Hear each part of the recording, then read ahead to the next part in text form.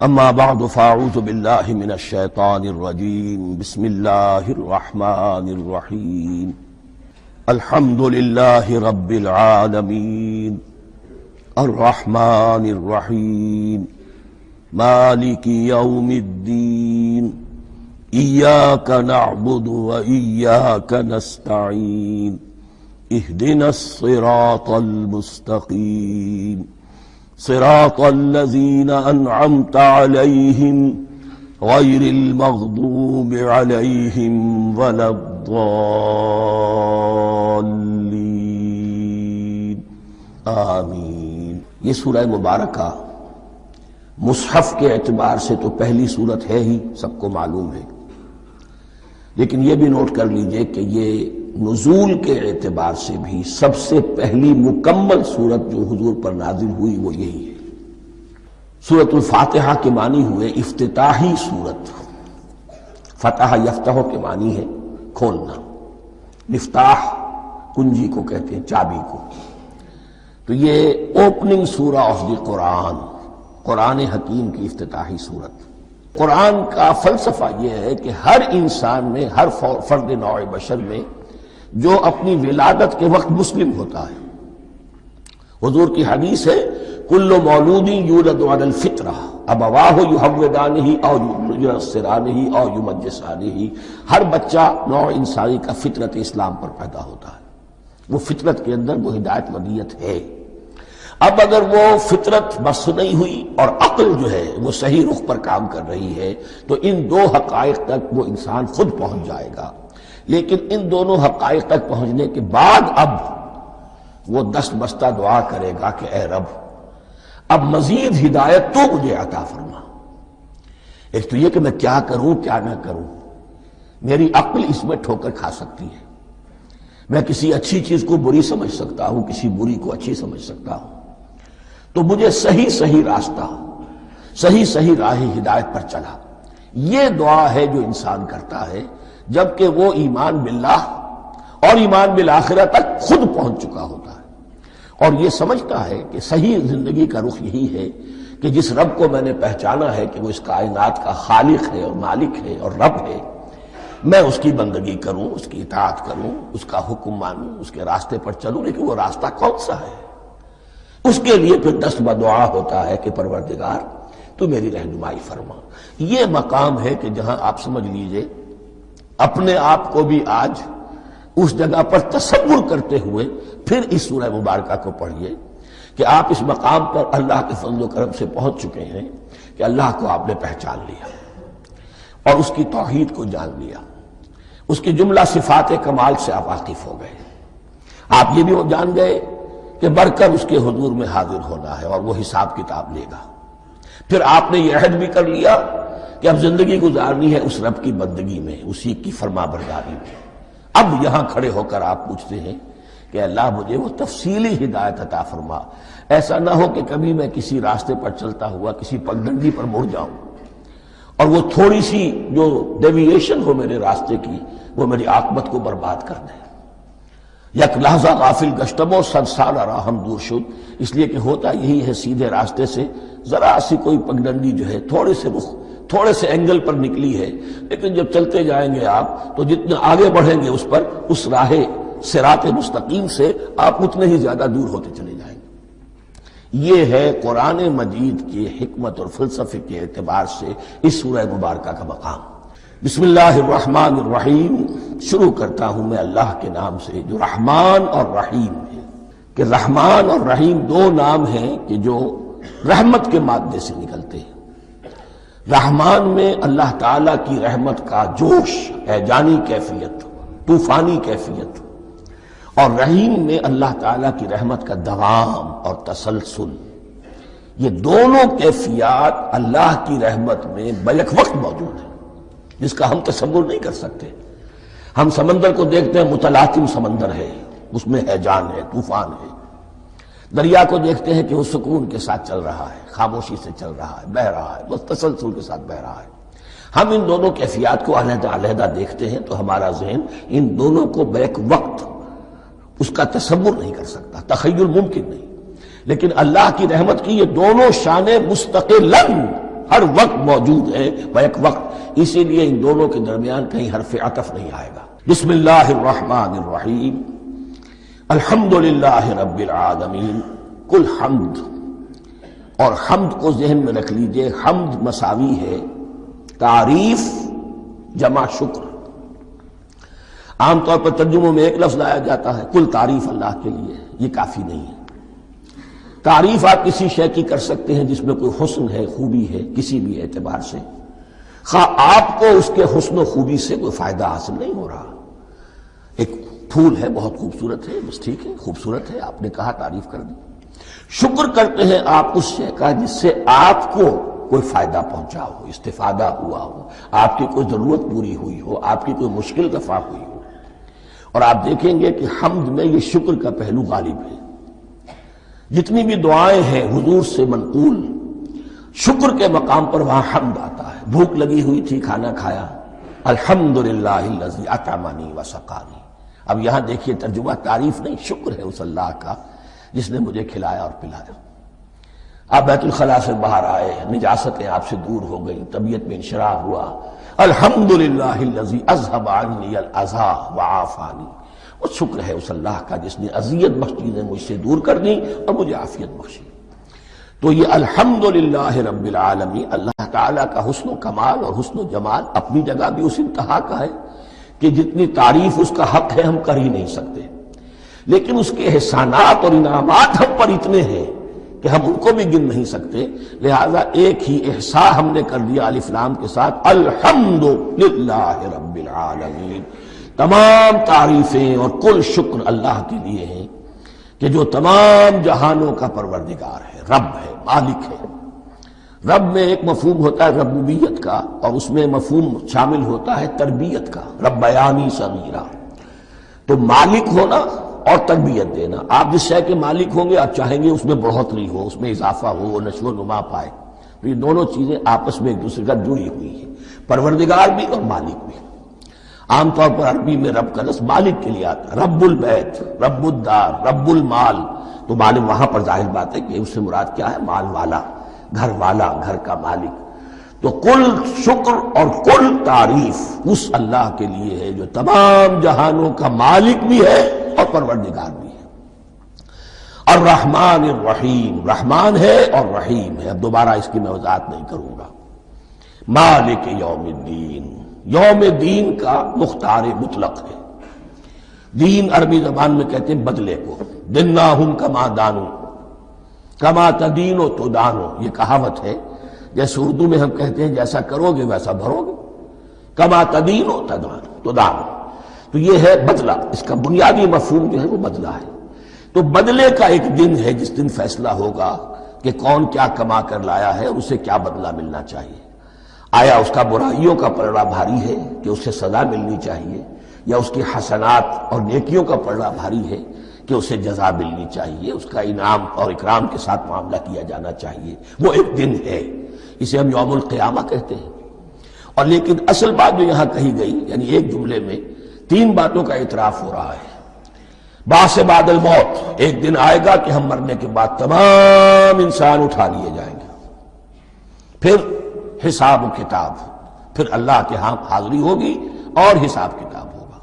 اور تیسرا یہ کہ اس حساب کتاب کے دن کا مختار مطلق اللہ ہے، یعنی کسی اور کو اپنے ذہن میں سہارا بنا کر آپ زندگی گزاریں کہ وہ مجھے چھڑا لے گا، یا وہ ہستی جو ہے اتنی زوردار ہے کہ وہ مجھے بچا لے گی، اس سے اپنے دل کو، اپنے ذہن کو بالکل پاک کر لیجئے۔ مالک یوم الدین، ایک دوسری جگہ پر قرآن میں آیا ہے، اس روز کوئی پکارنے والا پکارے گا، لمن الملک اليوم للہ الواحد القہار، آج کے دن کس کا اختیار مطلق ہے؟ اور پھر کہا جائے گا اللہ کے لیے، الواحد قہار، جو پوری طرح چھایا ہوا ہے، بس تولی ہے۔ تو مالک یوم الدین، جو جزا و سزا کے دن کا مالک ہے۔ اب یہاں سے کلام ایک رخ بدل رہا ہے۔ ابھی تک تو یہ غائبانہ انداز میں کلام ہو رہا ہے، اللہ سے خطاب نہیں آیا اس میں ابھی۔ الحمدللہ رب العالمین الرحمن الرحیم مالک یوم الدین۔ اب خطاب ہے، ایاک نعبد و ایاک نستعین، ہم صرف تیری ہی بندگی کرتے ہیں اور کریں گے، اور ہم صرف تجھ ہی سے مدد مانگتے ہیں اور مانگیں گے۔ یہ ترجمہ میں کیوں کر رہا ہوں کہ یہ فعل مضارع ہے۔ عربی زبان میں فعل مضارع حال اور مستقبل دونوں کو کور کرتا ہے۔ ایاک کا جو ہے مفعول فاعلی جو ہے، مفعول جو ہے اس میں ضمیر مفعولی اسے پہلے لا کر حشر کا مضمون پیدا ہو گیا۔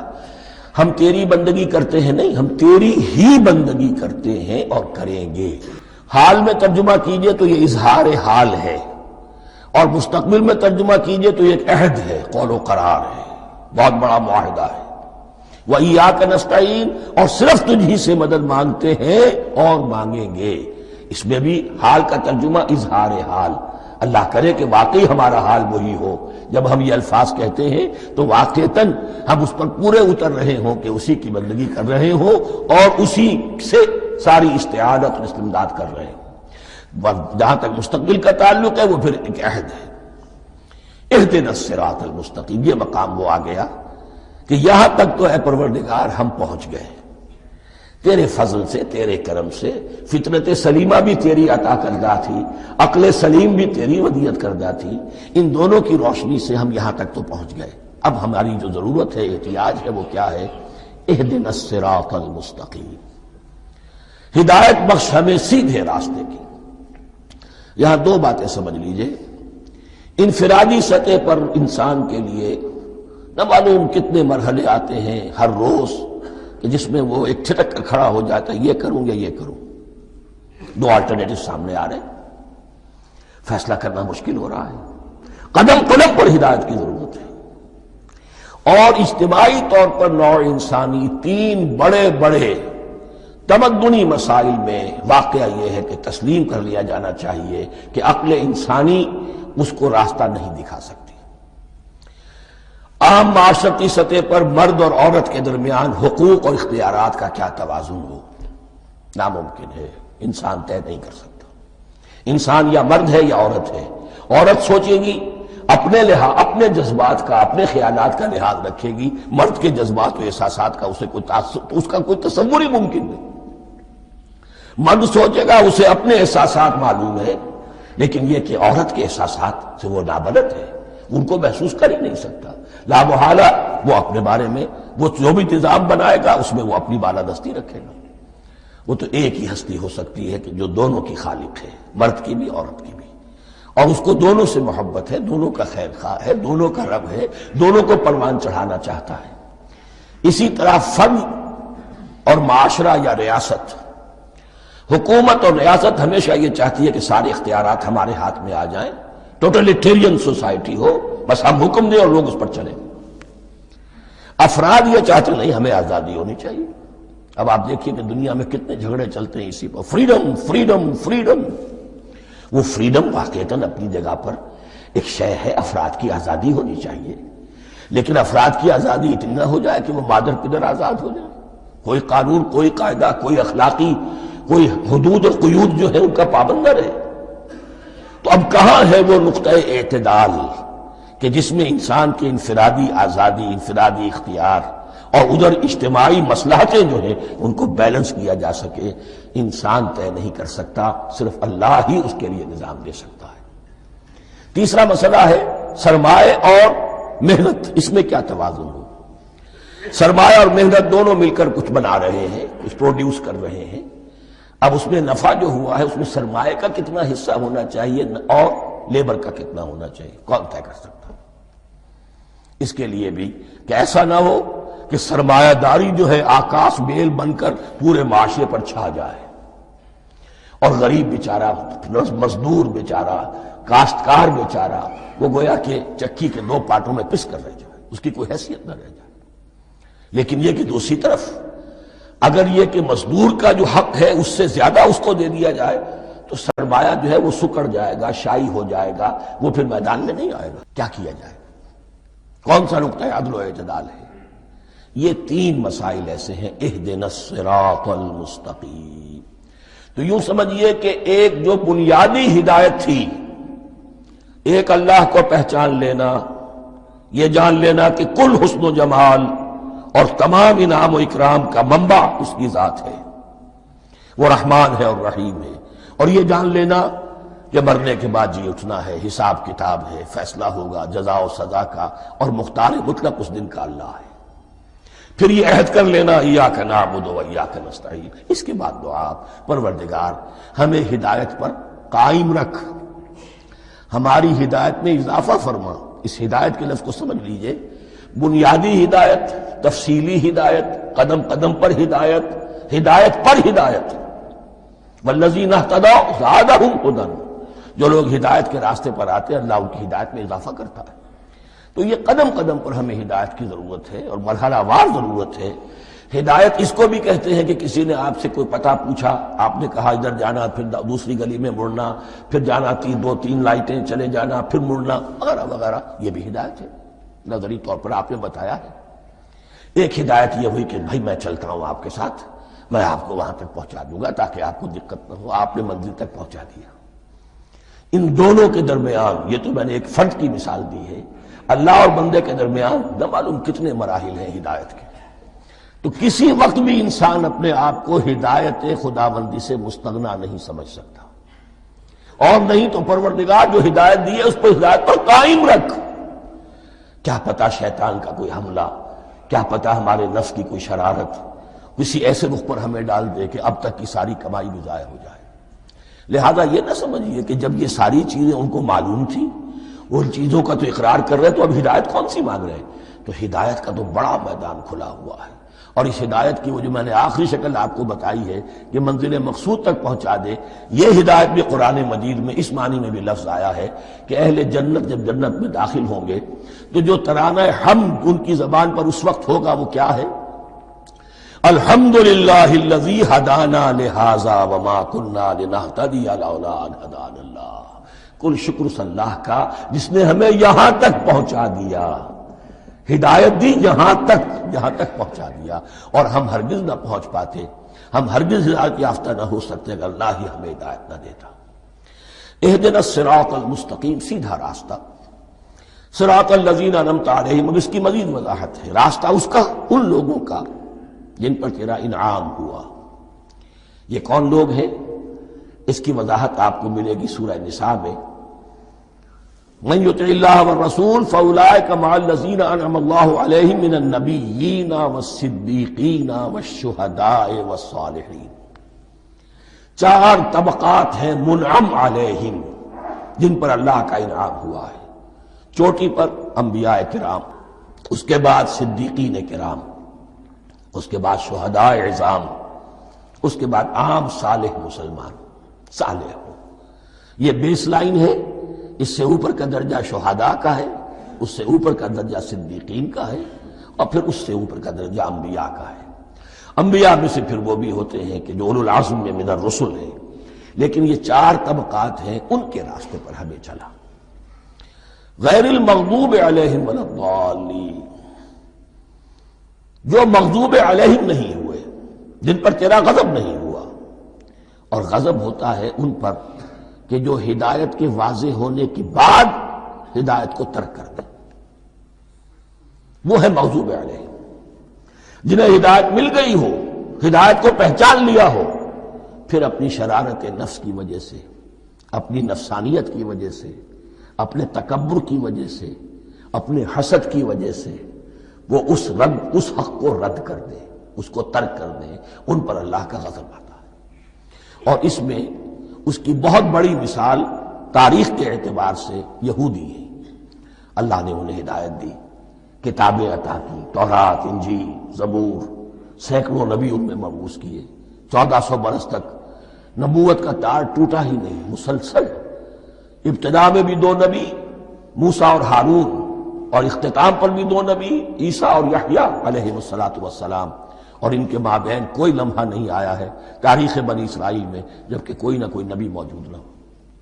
لیکن انہوں نے اپنی شرارت نفس کی وجہ سے ہدایت تورات سے بھی منہ موڑا، اور پھر سب سے بڑی بات یہ کہ ہدایت محمدی سے، ہدایت قرآنی سے بھی صلی اللہ علیہ وسلم منہ موڑا، وہ ہے مغضوب علیہم ولا الضالین، اور نہ ہی گمراہ ہوئے۔ یہ لفظ جو آتا ہے عربی زبان میں گمراہ کا بھی ہے اور تلاش حق میں بھٹکنے والے کا بھی ہے۔ ایک وہ شخص ہے جس پر حق ابھی واضح نہیں ہوا، وہ تلاش میں ہے، اس کے لیے بھی ضال کا لفظ آئے گا۔ اسی طرح کوئی شخص کسی کے عشق اور محبت میں ایسا ہو جائے، دیوانہ ہو جائے، اس کو بھی ضال کہتے ہیں، یعنی اس کے اوپر جذبات کا اتنا غلبہ ہو گیا ہے کسی کی محبت اور عشق کی بنا پر۔ تو حضور کے لیے یہ لفظ آیا ہے وَوَجَدَكَ ضَالًّا فَهَدَىٰ، اور یہ تو سورۃ الضحیٰ ہے، اکثر بیشتر لوگوں کو یاد ہوگی۔ تو یہ جو ضال کا لفظ ہے اس میں سمجھ لیجئے ضروری نہیں ہے کہ وہ گمراہ ہو، بلکہ وہ بھی کہ جو ابھی راہ ہدایت کی طلب میں اس کے حصول کے لیے اس کی تلاش میں کوشاں ہے، اور وہ بھی کہ جو کسی مغالطے کی وجہ سے حق سے منحرف ہو جائے۔ یہ بھی جان لیجئے کہ ایک ہے بدنیتی، تکبر، حسد، حق کو جان کر پہچان کر رد کر دینا یا چھوڑ دینا یا ترک کر دینا، ایک ہے کسی غلطی میں، کسی جذبات کے اندر آ کر، کسی غلو کے اندر مبتلا ہو کر اور حق سے منحرف ہو جانا۔ اس کی جو سب سے بڑی مثال ہے وہ نصارہ ہے، عیسائی ہے۔ حضرت مسیح کو انہوں نے مانا لیکن غلو کیا، یہ لفظ آئے گا آگے، لا تغلو فی دینکم، اپنے دین میں غلو نہ کرو۔ یہ انتہا درجے کو ہو گیا تھا حضرت مسیح علیہ السلام کے ماننے والوں میں، اور اس کی بنا پر انہوں نے تثلیث کا عقیدہ ایجاد کر لیا اور حضرت مسیح علیہ السلام کو اللہ کا بیٹا بنا دیا۔ تو اس کی سب سے بڑی مثال ضالین کی اس اعتبار سے کہ ہدایت پانے کے بعد کسی بدنیتی سے نہیں بلکہ کسی اچھے جذبے میں غلو کی وجہ سے، رسول سے محبت کرنا تو اچھا جذبہ ہے لیکن یہ محبت بھی ایک حد میں رہنی چاہیے، غلو کرے گی تو ظاہر بات ہے کہ اس کے بعد وہ گمراہی کی طرف لے جائے گی۔ یہ ہے اس سورہ مبارکہ کا ترجمہ، اور اس کے بعد آخر میں آمین کہنا یہ مسنون بھی ہے، کہنا چاہیے۔